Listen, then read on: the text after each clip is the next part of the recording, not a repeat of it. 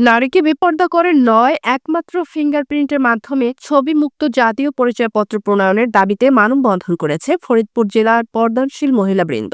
আজ বৃহস্পতিবার বেলা ১২টায় ফরিদপুর জেলা প্রশাসকের কার্যালয়ের সামনে এ মানববন্ধন অনুষ্ঠিত হয়। মানববন্ধন কর্মসূচি শেষে মহিলারা বিক্ষোভ মিছিল করেন। ছবিমুক্ত জাতীয় পরিচয়পত্র দাবি করা পর্দানশীল নারীরা বলেন, শুধুমাত্র পরিপূর্ণ পর্দা করার কারণে পর্দানশীল নারীরা বৈষম্যের শিকার।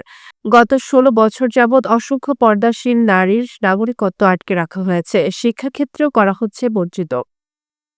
পরিচয় যাচাইয়ে জোর করে বেগানা পুরুষের সামনে চেহারা খুলতে বাধ্য করা হচ্ছে। পর্দাশীল নারীরা এসব হেনস্থার অবসান চান।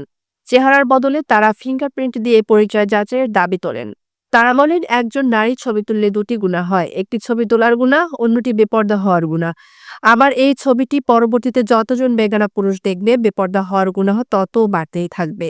এমনকি মৃত্যুর পরও ওই ছবির কারণে বেপর্দার গুনাহ জারি থাকবে। পর্দাশীল নারীরা সেই গুনাহ থেকে বাঁচতে চান।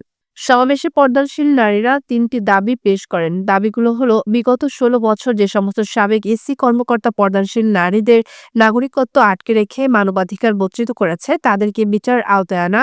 পর্দাশীল নারীদের ধর্মীয় ও গোপনীয়তার অধিকার অক্ষুণ্ণ রেখে অবিলম্বে এনআইডি ও শিক্ষা অধিকার প্রদান করা। সকল ক্ষেত্রে পরিচয় শনাক্তে চেহারা ও ছবি মেলানোর পদ্ধতি বাতিল করে আধুনিক ফিঙ্গারপ্রিন্ট যাচাই পদ্ধতি বাধ্যতামূলক করা এবং পর্দাশীল নারীদের ফিঙ্গারপ্রিন্ট নেওয়ার সময় কোনো পুরুষ নয়, নারী সহকারী বাধ্যতামূলকভাবে রাখার ব্যবস্থা করা। সমাবেশ শেষে পর্দাশীল নারীরা ফরিদপুর জেলা প্রশাসকের কার্যালয় ও জেলা শিক্ষা কর্মকর্তাকে স্মারকলিপি প্রদান করেন।